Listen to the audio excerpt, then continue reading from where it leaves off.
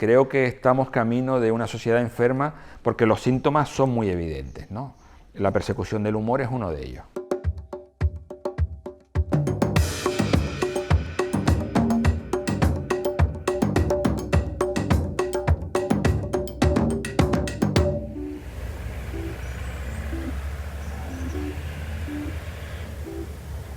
Mi faceta profesional empieza casi por casualidad. Yo trabajaba de educador de calle en el barrio de Las Remudas, recién terminada la carrera. Eran de estos trabajos miserables que te pagan poco y tienes muchas horas. Y mi compañero de trabajo, un brasileño que había trabajado en la favela, con el que aprendí muchísimo, compaginaba esa tarea con un trabajo nocturno en un pub de la ciudad, en el Yurfa. Tenían ese fin de semana, un fin de semana que tenían una exposición de fotografía que se había retrasado. Y mi compañero me dijo, oye, tú que dibujas, ¿por qué no nos haces unos cuantos machangos de los tuyos? Porque tenemos todo aquello pintado de blanco, preparado para la exposición, pero la exposición no llega hasta tal día, ¿no? Y entonces, claro, iban a abrir y no tenían nada en las paredes. Y yo me encerré en casa 2 días y les hice un montón de viñetas en cartulina, un formato grande, pues metiéndome con todo, ¿no? Lo clásico, los poderes de entonces. Además, en los años 80 había una sensibilidad política que se ha ido perdiendo, ¿no? Con el paso del tiempo. Pues eso, pues metiéndome con el poder eclesiástico, con los poderes sociales y económicos, en fin, viñetas satíricas que llenaron aquel espacio, y esas viñetas las vio Vicente Llorca, que ahora es el vicedirector del diario Canarias 7. En aquella época Vicente, igual que yo, era un pibito, un chico joven que había terminado periodismo y estaba trabajando en ese diario que llevaba 6 meses en la calle.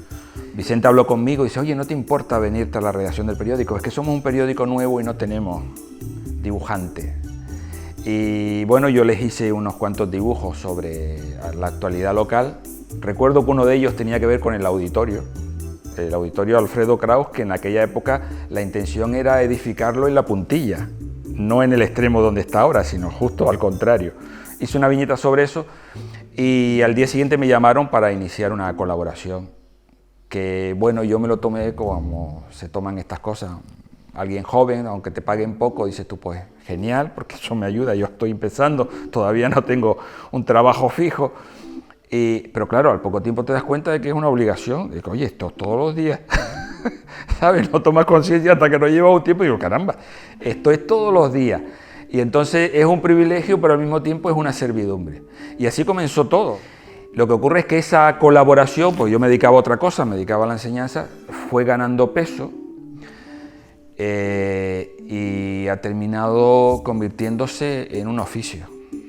Tanto es así que decidí pedir la excedencia de educación para explorar un poco este territorio en el que me había introducido y que parecía apasionante, y ahora llevo 15 años dedicado solo en exclusiva a la ilustración humorística.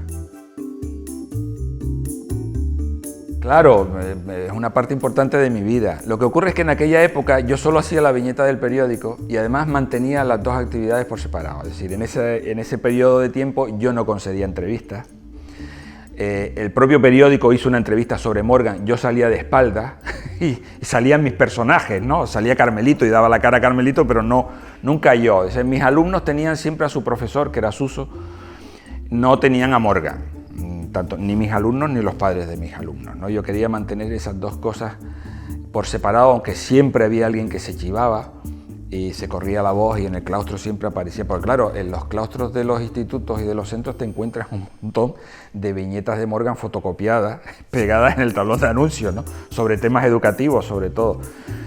Y te ocurren anécdotas curiosas, ¿no? Decir, no, es que mi hermana lo conoce, es de Tenerife, y bueno, no sé qué, y yo estando allí decir, no, yo creo que no, que es de Las Palmas, de Chamán concretamente. Dice, no, hombre, no. Y discutir con alguien el origen de Morgan, ¿no? Hasta que luego se enteran de que Morgan estaba allí. Era una cosa curiosa. Echarlo de menos. Ay Dios, son cosas distintas. Lo suplo en parte porque ahora acudo a los centros para impartir talleres sobre iniciación de dibujo humorístico o para hablar del papel social de la viñeta de prensa, y Y entonces, bueno, me mantengo en contacto. El mundo académico sigue estando ahí porque visito los centros con regularidad. Pero claro, si te digo lo echo de menos, tendría que decir, bueno, pues entonces abandono esto y me voy al otro, porque son dos actividades que requieren mucha pasión, pesan demasiado. Entonces, cuando me dedicaba a la enseñanza, estaba muy metido y solo hacía la viñeta del periódico en mi tiempo libre y eso me absorbía completamente, porque además en verano yo iba a congresos, estaba metido en un grupo de renovación pedagógica, editábamos material, hacíamos mil cosas. Si te gusta, estás muy metido, te absorbe, no tienes para más. Y ahora que estoy dedicado a la ilustración humorística, ya ves, aquí dibujo 20.000 cosas y solo estoy para eso. Compaginar las dos cosas es imposible.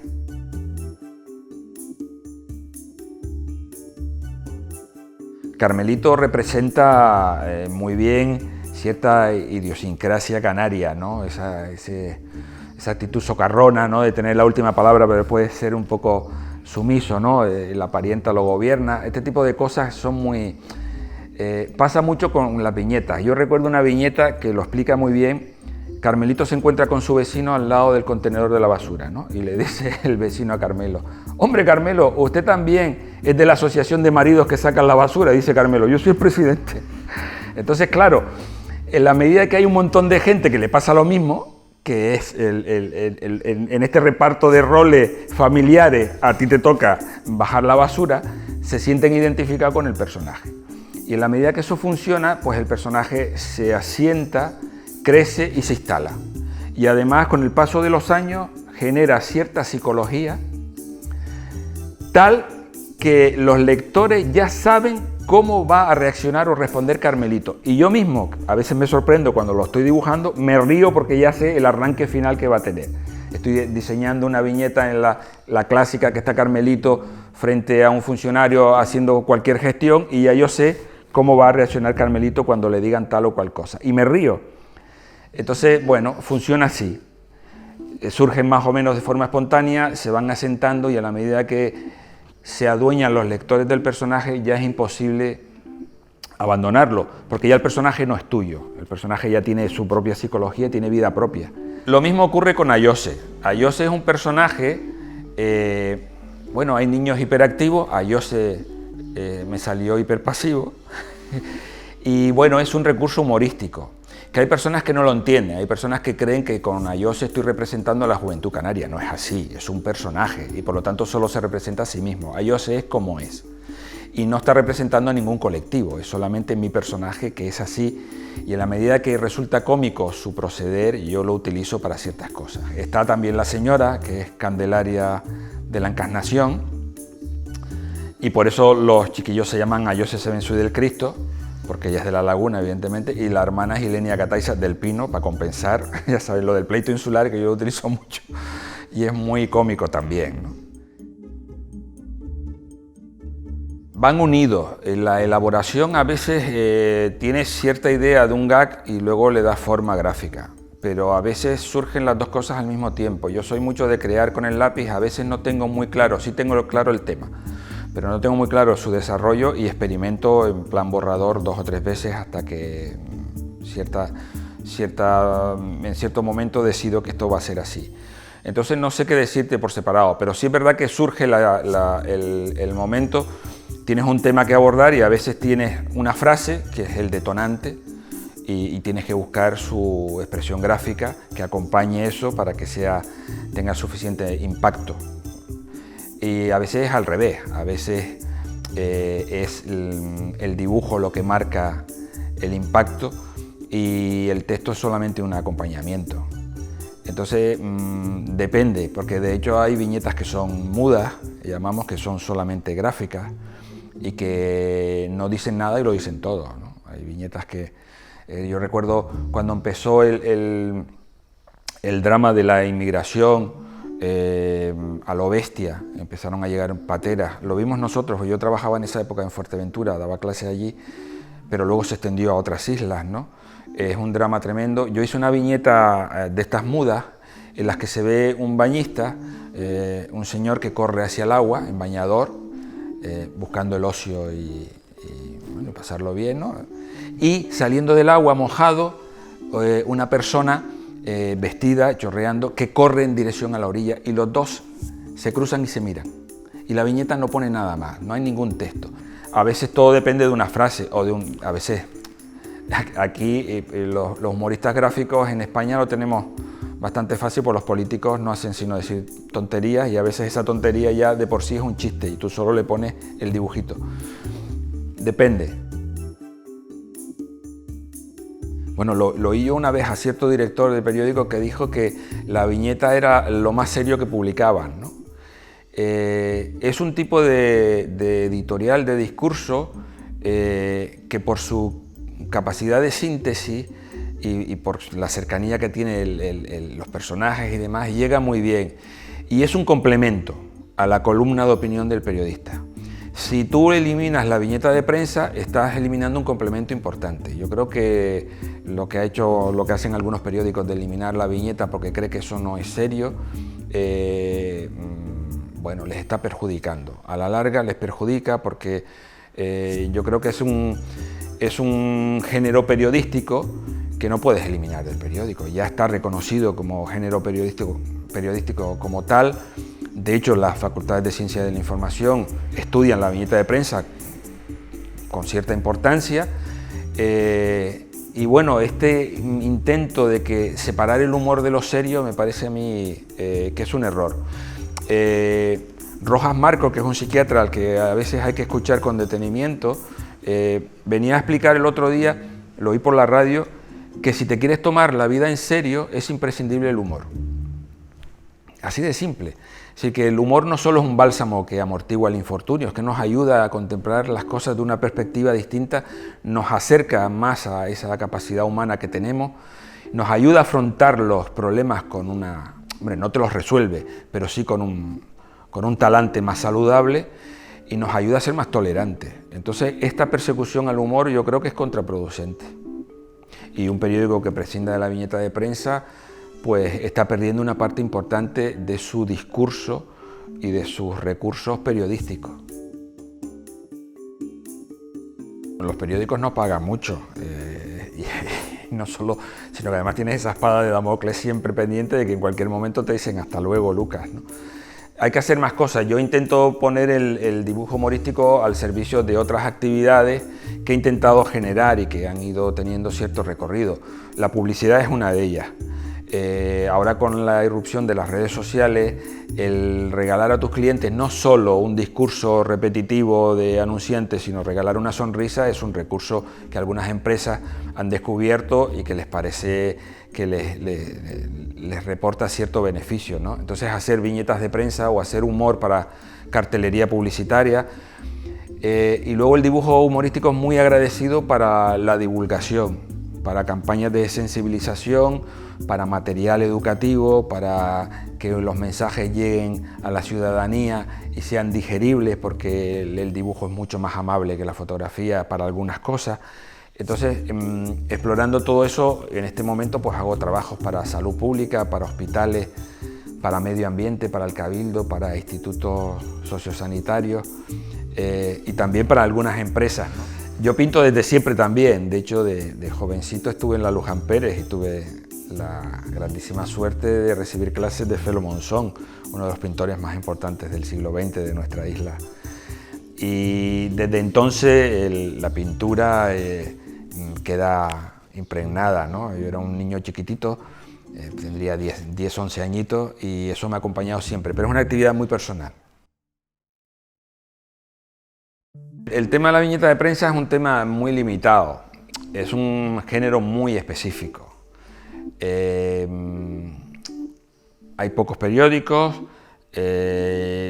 algunos no están por la labor de contratar a varios viñetistas y solo mantienen a uno. Hay algún periódico que ha tenido dos, incluso en la época, digamos, buena, hace 10 o 15 años, tenían hasta 3 viñetistas.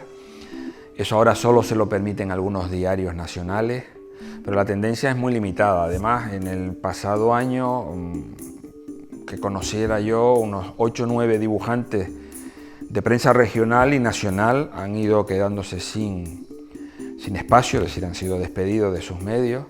Algunos han encontrado un medio nuevo, lo cual es para felicitarse, pero esto ha ido a menos, es decir, en cierto modo la viñeta de prensa ha ido decreciendo y no parece que haya un relevo, pero porque las empresas periodísticas atraviesan también una crisis y están limitando personal y colaboradores. No sé qué recorrido va a tener esto. Bueno, hay gente haciendo cosas, publica donde puede. La tendencia preocupante es que en este ámbito de la crisis surgen muchos medios digitales, ahora están de moda. El problema es que estos medios digitales te invitan a colaborar, entre comillas, en el sentido de que lo que te están ofreciendo es trabajar gratis.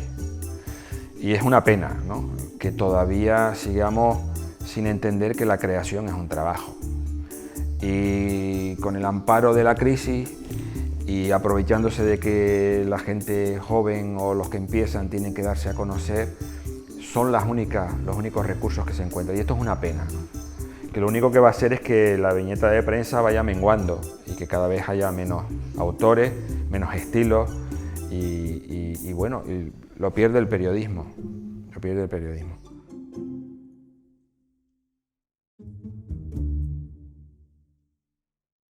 No, yo creo que no hay que tomar medidas específicas, lo que hay que tomar son medidas generales en la población, ¿no? Yo creo que este discurso de la intolerancia es algo que tiene que ver con la educación y con el talante de las personas y que desgraciadamente los políticos están favoreciendo por su interés personal o partidista, ¿no?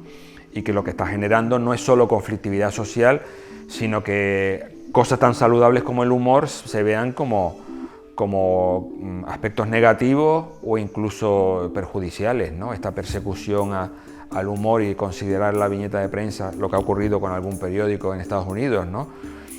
Que molestarse, porque el poder se ha molestado, el poder se molesta siempre con el humor. El humor gráfico siempre ha sido una batalla que los políticos nunca llevan bien, ¿no? Pero precisamente esa es su función. De mosca cojonera, ¿no?, de estar ahí para recordarnos a todos que hay ciertos límites, para recordarnos a todos que el sentido común hay que retomarlo, para tirar de la oreja a quien se sale de los márgenes de la compostura social y política, y claro, y se quiere encargar precisamente esta función social y periodística que tiene la viñeta.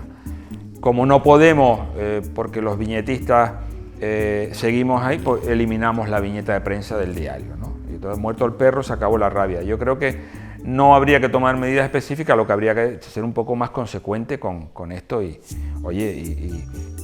ser más tolerante con el humor, aunque no te guste, ¿no? Una viñeta satírica es eso, una viñeta satírica. ¿Qué puedes esperar de la sátira?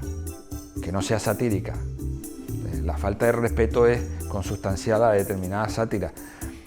Bueno, si no te gusta, no compres la revista, no veas la viñeta o da tu opinión sobre ella, ¿no? Pero esta persecución a la sátira en general, al humor también en particular, me parece excesiva y además contraproducente, porque tiene que ver con la salud de la sociedad, ¿no? Y creo que estamos camino de una sociedad enferma porque los síntomas son muy evidentes, ¿no? La persecución del humor es uno de ellos.